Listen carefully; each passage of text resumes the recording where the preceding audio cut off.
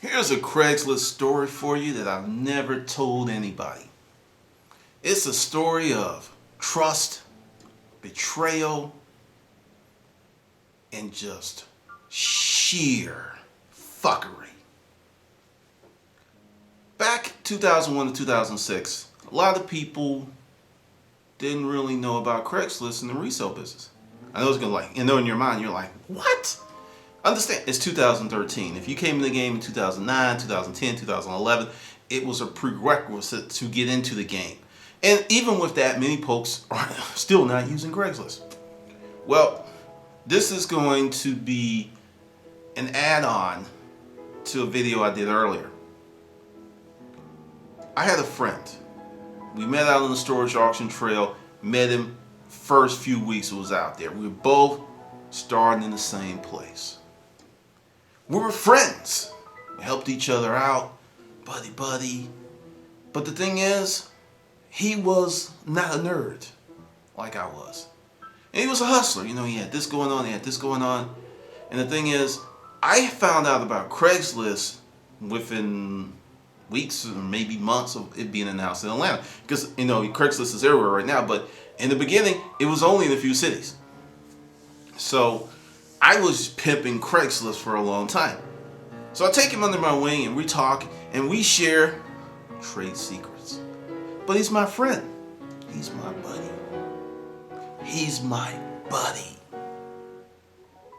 So this friendship goes on for years. And things that I taught him that helped his business, that helped put food in the mouth of his children. Things I taught him he didn't know. Because sometimes we play a game and he would come up and he was like, hey, I heard about such and such. And I was like, oh, you mean such and such and such and such. And he was just like, how the hell do you always are ahead of me? Because I research. I spend time looking shit up. So, you know, it was a little having a little competition thing. So we're doing on. And I kind of felt it. But, you know, sometimes you don't want to admit it. There's a little animosity there. But you play it off, you know, it's just, they're being competitive. That's what you tell yourself, because you don't want to face the truth. You don't want to deal with it. So this goes on, and then one day, we're at public storage. And another thing that may surprise you, back in the day, a lot of the regulars did not like box units, because they weren't doing eBay. So the box units didn't mean a lot to them. They went ridiculously cheap. And when I say cheap, $5 to $30 for a 10 by 20. Full of boxes. So we're there, and there's these 3 rooms that belong to the same person. I see the first room, and it's my kind of stuff. I instantly bid on it. There's only 5 of us there. And one person doesn't deal with big units. So whoosh, I'm part of the 5. Whoosh. So there's 3 competitors. No, there's not, because one's my buddy. 3 rooms. He doesn't have the infrastructure to move this. He doesn't. I know, because we're buddies. So I'm feeling like I only have to deal with 2 people. And one I never saw before. He never opened up his mouth. So I get to going on the first room. And going once, going twice. We're at $50. I'm feeling pretty good about myself. $100. And my ears are like going, no, because my brain said, that's your buddy. So we bid this room up to $500. He gets it, because I'm like, okay, I don't know what the other 2, because they didn't open all of them up to let us see what it was. They open up the second room. At this point, I'm in warlord mode, you know. You ain't getting it cheap. You want to bid, bitch? Let's bid. That room cost him $600. And the last room, $700. You know, at this point, he's kind of looking at me like, why? And I'm like, yeah, exactly. Why? Later on, because I knew his eBay ID, he was on eBay before he met me, but he wasn't on Craigslist, because I introduced him to Craigslist. So I'm looking at his eBay ID, and what do I see? A beautiful 100 and some piece sterling flatware set in perfect condition. And it's sitting in one of the boxes that I saw in one of the units. sells it for $2,800, one item. And, I'm just sitting there like, just like, wow. It's just wow. And the thing is, my partner was even more pissed off than I was. It's like, after everything that we did for him, it's like, look, it taught me a very valuable lesson. When you're being successful and coming up, you get people who are jealous. They may pretend to be your friends, but at the proper time, they're going to strike. Because, long story short, if I did not help him when I did, he would have not had the money to bid that high to begin with. I'm going to repeat that for the people in the back, for the people to the side. If I did not help him, he would have not had the money to bid that high. So at that point, I had came up with some new methodologies, some new ways of doing business that I had not shared with him. And within 2 months, he was right back where he was. And to add even more injury to insult, because to me, he's Brutus. He is fucking Brutus. When I got out the business, reached out to me like, hey, you want to talk? I'm like, what do you want to talk to me?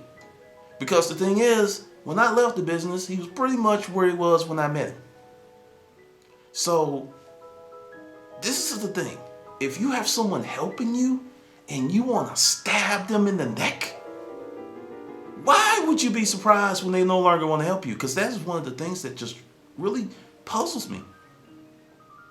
Now, to give you a better story, because when you hit big, it changes your life. It changes your perspective. You get more confidence. You're just a different cat. I remember we were at Sugar in the rain. There was 4 of us. It was this little room. Nothing in it. I bid on it because just GP junk rooms paid off for me. I just bid on it. Got past $20, let it go. There was a guy by the name of T. He never really got anything. Later on at the next auction, I found out what he did get. He got a statue full of antique guns. Wants to praise about $250,000 worth of guns. But I told the story. They were stolen. But the whole thing is, I was genuinely happy for him. I was like, oh, Because the thing is, when you really get those good licks, it doesn't begrudge you when someone else does. And another guy that was with me who was a good friend, we were just sitting it up and, we both said, I'm kind of glad for T. He never gets anything. This should set him up. Unfortunately, he didn't handle the situation right. Guns were stolen and, it didn't end up well. But at least he didn't go to jail. Now, the deal is, you got to understand something about emotional generosity and when you're helping people. And this is the reason that I am the way that I am. Because I've helped out a lot of people and it didn't really come back to me in the manner that I expected. It's really strange because, I had to learn how to navigate that wall because I help people who help themselves. And since I started that policy, I don't get the Brutus in my life. I don't get the crazy stuff because I've learned you really have to do that. But here's a dude, don't know what he's doing right now, really don't care, that it just taught me another time.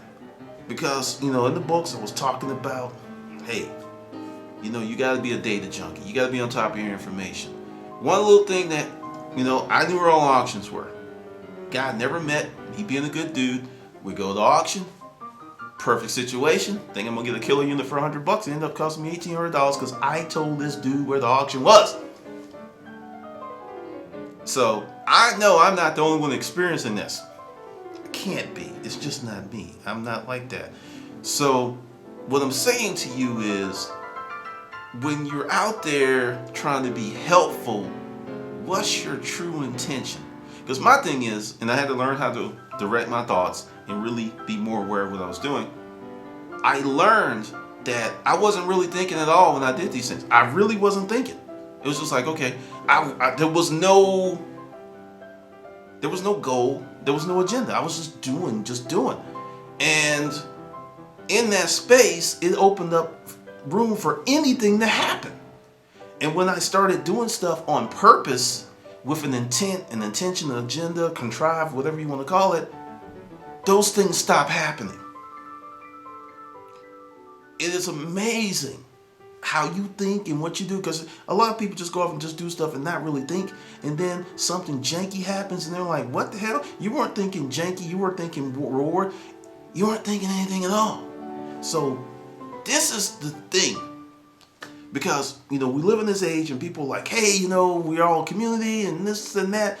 I'm gonna say, as long as the fruit is low hanging, it's just ripe, it is a community. And everybody is for everybody. But the minute one of those golden apples shows up, you're going to see a different cat. You're going to see a different breed of person. Because everybody wants to shine. Everyone wants to shine. Anyone that's saying they don't want to shine, I think you're lying. I think you're deceiving yourself. Because there are some people who will give you the shirt off their back. But you already know that about the people, because there's a huge line of evidence pointing to that. But someone that's never done that before and they've got those lines, I don't know. So in a word, just be careful and make sure that you keep your shiny apples secret, because I'm going to tell you something about this resale game. One good find, one good unit can literally change your life for the rest of your life. One. And it would be a damn shame that you did the work, put the time in, put the effort in, did all of the right things, and to lose it because you did something out the goodness of your heart for someone you didn't really know, and you got fucked. It's kind of crazy. I didn't understand why these things happened before, but I do understand now. It's about intent and purpose. Because the thing is, you know what's in your heart, but you don't know what's in theirs. So this is the realest Craigslist story I ever did. Because I'm telling you, in the beginning here in Atlanta, it was nothing to make $2,000 a week on Craigslist with little effort. I shit you not. Because it wasn't a lot of competition. You would look at a category and it was like maybe 100 items for 2 or 3 days total. That happens within 30 minutes now. Or faster.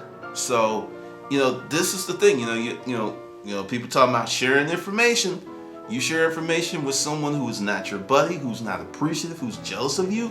They will use that information to stab you in the eye. And they're waiting. They're waiting for the proper opportunity. That's all they're waiting for. So, do you. If you want to share information, you want to be a prince to the world, do it. Go ahead. But remember, your Uncle G told you what could happen. Not saying it's going to happen.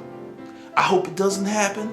But if it does happen, understand, you were warned. All right? This is Glendon, and you can sign up for the Hustler Mindset newsletter. It's a new thing that I'm going to start next month. It's going to be a lot of tips, different kind of newsletter, different things, because we're moving the channel in a different area. But that's what I'm letting you know about. And also, subscribe, like, share, and comment. And hopefully, you won't get a Brutus in your life. But I know many of you already have. You already have. I can see your pain. I can see your pain, and I understand.